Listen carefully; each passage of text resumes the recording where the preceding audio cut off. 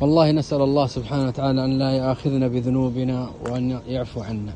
والله منظر رميت بس عندي كيس نفايات وكيس زبالة وانت الكرامة، فطاح الكيس ما جاء في الرمية، جات غير صائبة، فقدر الله إني أشيله وأقربه وأرميه في الزبالة، ولكن أتفاجأ بالقرآن مرمي في الزبالة. يا أخوان والله حرام، والله حرام، والله حرام. كلام الله، شوف كلام الله أكثر من مصحف، أكثر من مصحف. يا طلاب المدارس، يا أهل أولياء الأمور، ضعوها في كيس وضعوها في أماكن الحاويات أو عند مسجد. يا أخوان الله لا يعاقبنا بهذا الشيء. شوف كلام الله، شوف النفاية، شوف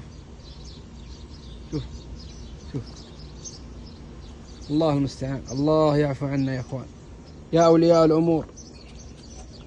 كلام الله، لا حول ولا قوة إلا بالله العلي العظيم.